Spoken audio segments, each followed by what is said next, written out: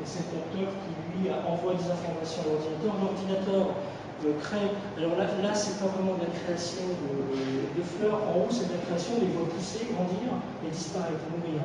Là, ce sont des fleurs qui restent toujours. Les gamins, ils jouaient d'une case à l'autre, ça réagissait.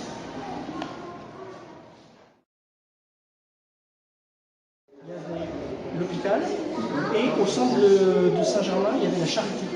Je ne sais pas si vous avez déjà entendu l'expression l'hôpital de la charité. Ben, ça vient de là. En fait, tout simplement parce que les gens de la charité ne pouvaient pas sortir ceux de l'hôpital, et réciproquement. Et quand ceux de l'hôpital montaient au centre de Saint-Germain, donc c'était l'hôpital qui se moquait de la charité, tout simplement parce que leur problème était le même. Ils étaient dans des lieux.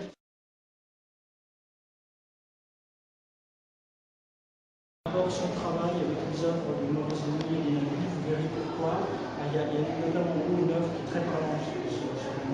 En Maurice Denis, peintre Nabi. Nabi, ça veut dire quoi? Ça veut dire prophète en hébreu. Et ces artistes sont dénommés prophètes parce qu'ils avaient un peu le sentiment, ils avaient le sentiment, la certitude de détenir des secrets. Ils avaient créé une nouvelle peinture, une nouvelle manière de voir les choses. Regardez par exemple là, ces femmes ici. Qui sont des Bretonnes de Bohémond. On a le tas d'algues qui est sur la falaise. On voit là, ces femmes sont vraiment symbolisées. Ce pas des femmes qui sont peintes de manière très descriptive, de manière très figurative. Devinez, on voit des coiffes, on devine les robes, mais c'est une émanation d'un cumul d'instants. Et c'est ça qui fait la personnalité. Une photo est réductrice. Une peinture est peut-être plus près de la réalité que la photo parce que la peinture, elle se développe dans la durée. Il vous faut 1 heure, 1 semaine, 1 mois pour faire un portrait. Et dans cette accumulation de perception, il y a des choses qui sont cachées, il y a des choses qui sont dévoilées, et c'est toute cette accumulation qui donne une dynamique qui pour moi il va s'imprégner de la personne, et peut-être qu'au dernier moment, il donnera le dernier coup de pinceau.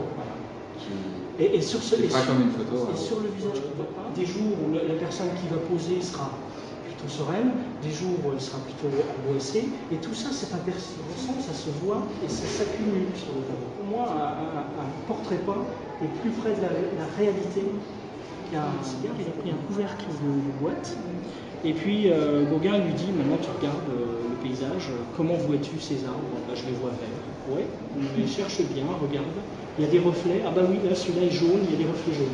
Alors tu prends le plus beau jaune et tu étapes. Tu s'exécutes. Et puis là, les ombres, bah, elles sont noires. Tu crois vraiment qu'elles sont noires? Bah, la terre un peu rouge, il y a des reflets rouges, prends le plus beau rouge et fais le sous-bois en rouge. Et comme ça, tout doucement, il a fait un petit tableau sous la directive de Gauguin, qui est devenu le talisman, un objet sacré, précieux. Et il est revenu avec ce petit couvercle voir ses amis, et tous complètement éblouis par cette nouvelle façon. Et donc il a vécu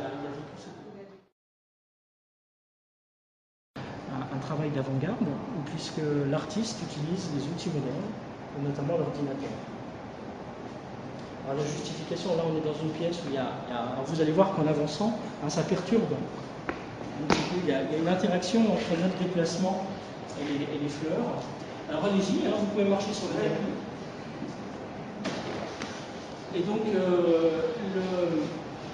Miguel Chevalier là, a voulu ce parterre en rapport avec la forêt, et donc il a voulu faire ce parterre de feuilles et de fleurs. Ce travail, c'est toujours le côté interactif, l'interaction. Ça, c'est un capteur de mouvement. Et c'est un capteur qui, lui, envoie des informations à l'ordinateur. L'ordinateur crée. Alors là c'est pas vraiment de la création de fleurs. En haut, c'est de la création, les voit pousser, grandir et disparaître, mourir. Là, ce sont des fleurs qui restent toujours au sol. Est-ce que vous voulez dessiner un peu? C'est ludique, hein. C'est juste un petit travail ludique.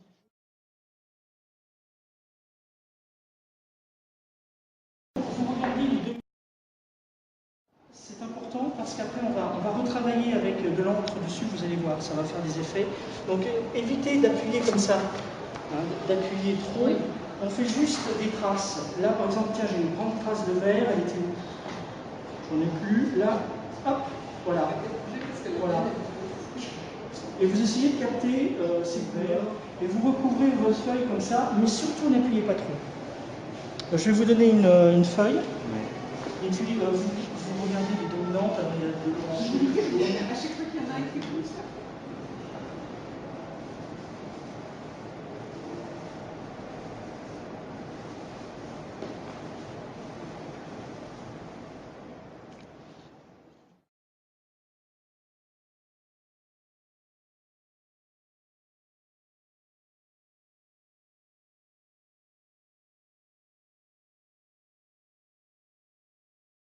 C'est qu'on parte à l'aveugle et puis qu'on soit peut-être surpris à la fin du résultat. Mais de toute façon, c'est la démarche de la peinture. C'est que le peintre part d'un point en ayant une intention et finalement il a. Vous avez raison.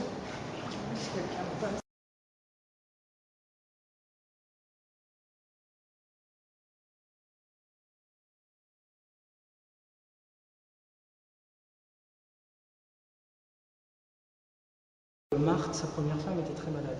Bon, à l'époque, la médecine n'était pas aussi pointue. On ne savait pas trop ce qu'elle avait. Et puis, lui a été très croyant.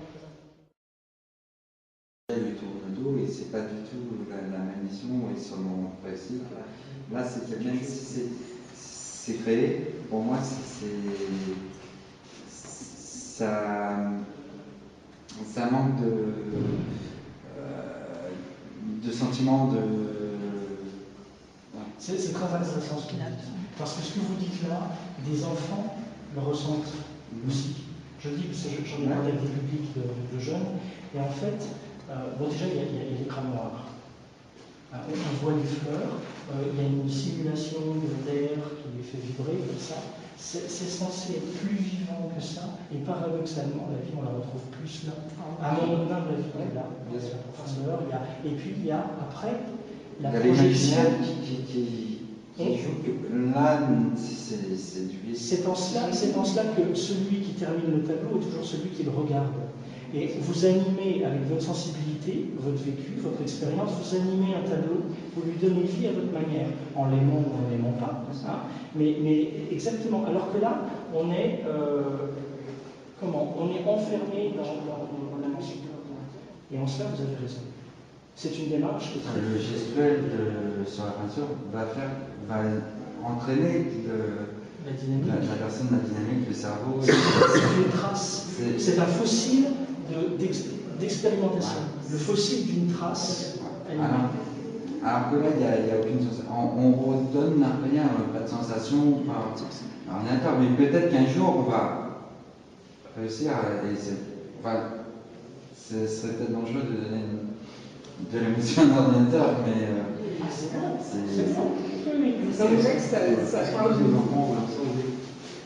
Quand on parle, les enfants sont très très axés sur tout ce qui est jeux vidéo, interactivité, tout cet univers numérique et le leur, hein, ils sont très à l'aise là-dedans. Et c'est vrai que si on met un groupe devant, ils vont être captés par ça, captivés par ça. Mais quand on finit, on les laisse un petit peu, on laisse les choses diffuser, on leur parle de ce tableau, on essaye de capter leur attention pour la concentrer là-dessus et revenir au moment. Ils font les mêmes déductions que vous. C'est-à-dire que c'est ici qu'on a perdu là. C'est un autre univers, c'est une autre. Par rapport à mon fils il a 5 ans. Ouais.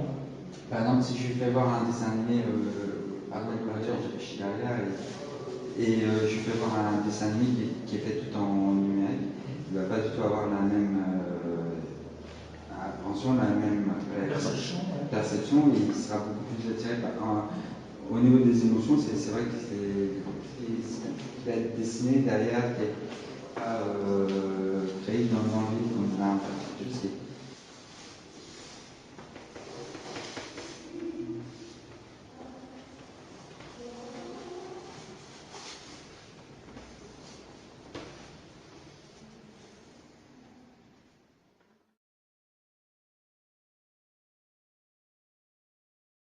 On ne travaille pas qu'ici.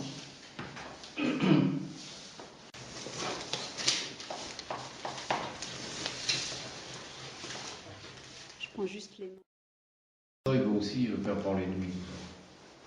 Je pense que oui, après les gens se font.